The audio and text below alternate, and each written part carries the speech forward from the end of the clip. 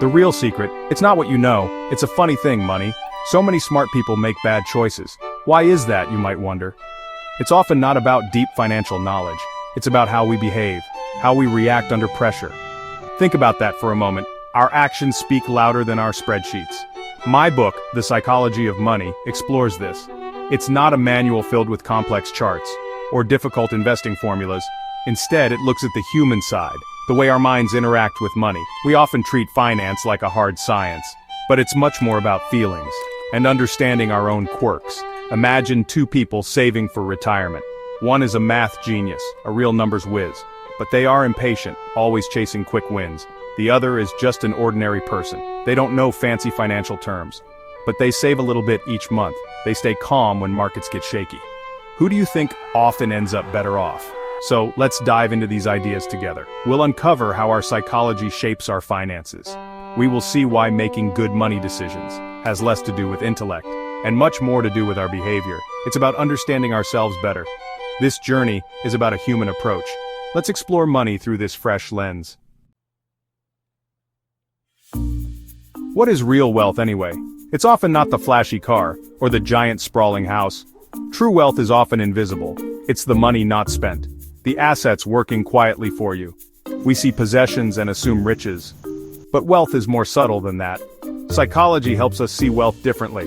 It's about having control over your time. Imagine waking up and thinking, I can do whatever I want today. That feeling is true financial freedom. It's not always about having millions. It's about having enough for autonomy, enough to live life on your own terms. Spreadsheets are useful for sure. They show your assets, your debts. They track your income and expenses. But they don't tell the whole story. They don't show your peace of mind or your ability to handle surprises. Wealth is also a feeling, a security. It's the options money provides you. It's vital to define enough for yourself. What satisfies one person might not satisfy another. Chasing someone else's dream is tiring. The finish line always seems to move. Understanding your own needs is key. Psychology teaches us that real contentment comes from meeting goals, not from endless comparison with others. Let's talk about luck and risk. We often don't give them enough credit, or perhaps enough blame. It's easy to say success is all skill, and failure is just poor choices. But the world is rarely that simple. Luck can open unexpected doors. Risk can slam them shut without warning. Then there's the magic of compounding. You've probably heard of it. It's like a snowball rolling downhill. It starts small but grows bigger and bigger with enough time. The real power isn't huge returns, it's consistency over many years. Patience is the secret ingredient here. Remember, money decisions are personal, very, very personal. Your background shapes your financial views. Your experiences with money matter. Your comfort with risk is unique. What works for your friend might not work for you. There's no single right answer in finance. It's about finding what fits your life. These three forces, luck, risk, time, are always there. You can't fully control luck. You can manage risk but not erase it. But you choose to be patient. You can focus on your own journey.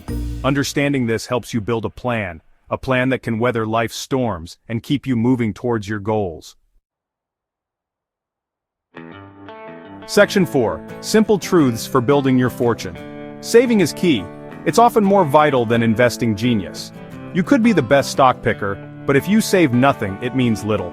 Average investing skills with strong saving habits build wealth. Your savings rate is your superpower. Wealth is what you don't see. We see the fancy cars and big houses. That's spending, not necessarily wealth. True wealth is often hidden. It's the money working behind the scenes. The investments growing quietly. Resisting lifestyle creep is crucial. It lets your assets grow untouched. Financial success is about behavior. It's not really about how smart you are. You don't need a finance degree. You need discipline and patience. You need to avoid major blunders. Think of it like healthy eating. We know the basics. Eat well, move more, but doing it consistently is the challenge. So, how can you use these truths? Focus on saving more of what you earn. Live a little bit below your means. Invest steadily for the long haul. Be patient, especially when markets dip.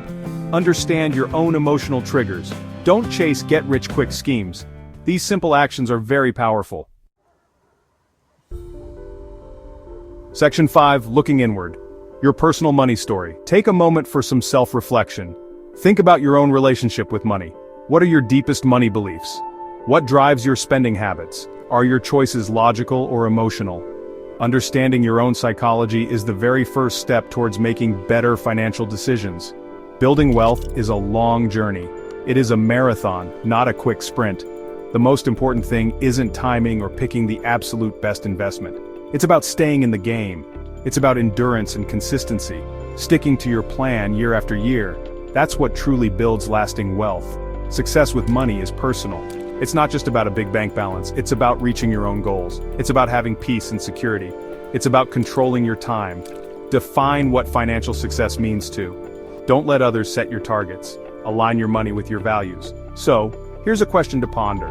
As you go about your days, are your financial habits creating the life you want, or are they just reactions to societal pressure or fleeting desires? Your honest answer and your actions will shape your future profoundly. Understanding money psychology is your guide.